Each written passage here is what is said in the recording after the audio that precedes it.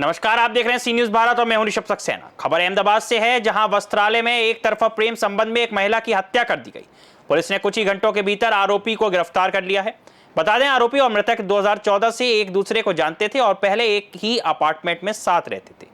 अशोक पटेल शिकायतकर्ता की पत्नी अंकिता को फोन पर उससे बात करने तथा उसके साथ संबंध बनाने तथा उसके बच्चों को छीन लेने तथा उसे जान से मारने की धमकी देता था, जिससे शिकायतकर्ता की पत्नी आरोपी के दबाव में आकर आरोपी से बात करती थी तथा आरोपी समय समय पर शिकायतकर्ता की पत्नी और शिकायतकर्ता के साथ झगड़ा और बहस करता था। शिकायतकर्ता की पत्नी आरोपी के साथ कोई संबंध नहीं रखना चाहती थी, इसलिए रात करीब 8 बजे वह शिकायतकर्ता की पत्नी अंकिता बहन प्रजापति के घर गया और उसके चाकू से मार दिया। जब रामोल पुलिस को घटना के बारे में पता चला तो उन्होंने तुरंत आरोपी को हिरासत में ले लिया और आगे की जांच शुरू कर दी। ત્યારબાદ એમના પરિવારજનોની પૂછપરછ કરતા એવી હકીકત જાણવા મળેલી હતી કે જે મરણ જનાર બેન છે તેઓને અશોક પટેલ નામનો વ્યક્તિ છે, એમના સાથે પ્રેમ સંબંધ હતો અને એ લોકો અગાઉ જ્યાં આગળ સોસાયટીમાં જોડે રહેતા હતા ત્યારથી તેઓ લોકો બંને એકબીજાના કોન્ટેક્ટમાં હતા। આ દરમિયાન બંનેના પરિવાર વચ્ચે બી અવારનવાર માથાકૂટ થતી હતી।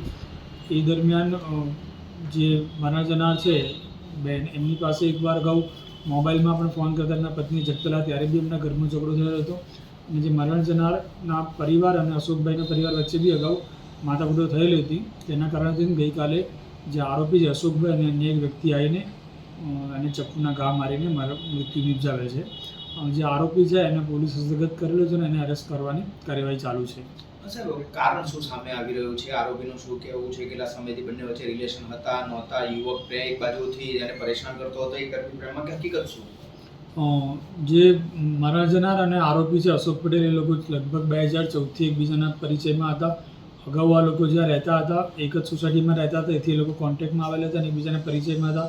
ત્યારબાદ મરણ જનાર છે એના પતિને આ બાબતની જાણ થતાં જે મરણ જનાર છે ત્યાંથી મકાન ખાલી કરીને 2020માં જે અત્યારની હાલની જે સોસાયટી છે ત્યાં આગળ રહેવાઈ ગયો હતો અને પરિવારજનોનો એવો આક્ષેપ છે કે જે આરોપી છે આ લોકોને બહેનને અવારનવાર હેરાન કરતો હતો, પરંતુ જે બહેન અને જે અશોકભાઈ છે ત્યાંથી ખાલી કરીને અહીંયા આ બાબત બંને એકબીજાના કોન્ટેક્ટમાં હતા અને જે અશોકભાઈનું પણ ફેમિલી છે એ પોતે બાળકો ધરાવે છે, મરણ જનાર છે એનું પણ ફેમિલી છે એ પોતે પણ બાળકો ધરાવે છે અને જે અશોકભાઈ અને આ બંને વચ્ચે કોઈપણ કારણોસર ઝઘડો થયેલો હશે અથવા એ લોકોનો બનાવ રહેતો હશે જેનો ખાર રાખીને અશોકભાઈ બહેનને મૃત્યુ નિપજાવે છે। અચ્છા, બીજો એક આરોપી હતો એ કોણ છે અને આખું કારણ શું સામે આવ્યું મર્ડર પાછળ? જે બીજો આરોપી છે અશોકભાઈ પોતાની જોડે લઈને આવેલા હતા, એની પાછળ બેઠેલો હતો।